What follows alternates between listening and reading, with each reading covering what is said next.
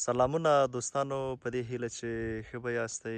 موږ نن د سمنګان ایبک ته راغلي یو او د ایبک لرغونو غرونو ته، هغه غرونه چې زرګونه د پستو ونې پکې ولاړې دي او په زړه پورې ونې دي. نو دغلته موږ راغلي یو له ملګرو سره، نو دوی نه به هم یو څه واورو. روحاني صاحب را روان ده. روحاني صاحب څنګه یې؟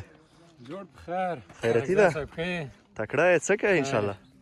راغلی چې سمنګان ولایت وایي ډېر یو غټ ځنګل ده، تقریبا ویل کېږي چې په 15,000 جریبه ځمکه باندې دلته د پستو ځنګل ده او سږ کال لیدل کېږي چې ډېر ښه حاصلات لري. ښه، پستو منظره څنګه وه؟ والا منظره خو ډېره خوندوره وه، خو که څه هم دا زموږ سفر وځنډېده او لاره او غرونه او رغونه دا مزله مو و ساعتونه، خو بالاخره هغه د دې سیمې طبیعي ښکلا دغه ستړیا او هغه هر څه رانه هیر کړل. بالکل. کله لمر او کله ورېځ راځي. عادل صاحب ستړی مه شې ته؟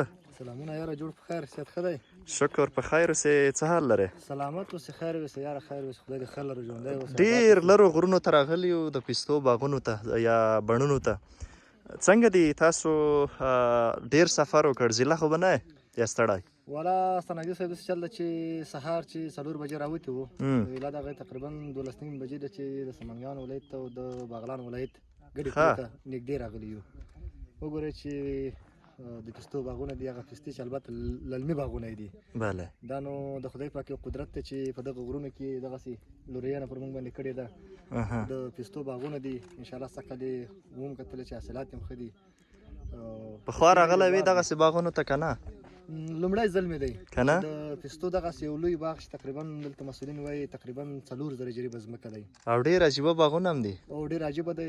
ټول سمنګان کې دوی وایي چې 15,000 جریبه ځمکه باندې باغونه شته، خو 4,000 یوازې په دغه ځای کې دی، چې دا واقعا یو حیرانوونکی خبر دی او یو ډېر ښه خبر هم دی زموږ لپاره چې سمنګان داسې یو لرې پرتې ولسوالۍ کې د غرونو په منځ کې چې خلک ورته راتګ هم دومره نه کوي، هلته په 4,000 جریبه ځمکه باندې د پستو یو باغ شته. انشاءالله تمه لرو چې راپورونه به هم خوندور وي او هغه زموږ ستړیا به بې ځایه نه وي. څومره وخت کې دلته راورسېدی دغه سیمې ته؟ داسې وګڼه چې تقریبا 500 مزل مو وکړ له مزار شریف ښار څخه تر دې ځایه پورې 500 مزل مو کړی دی. ایله بله ګرچې لاره دومره نه ده خو خرابه ډېره ده، ځکه ټول غرونه دي، کوتلونه دي، ښکته پورته به کېږي، کله موټر ټیلا، کله پیاده وروره، کله موټر بس بند پاتې شي.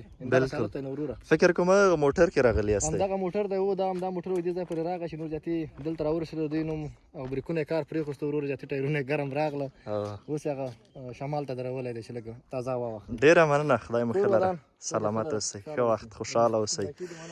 لیدونکو دغه د پستو ونې دي، نو د ملګرو خبرو مو واورېدې.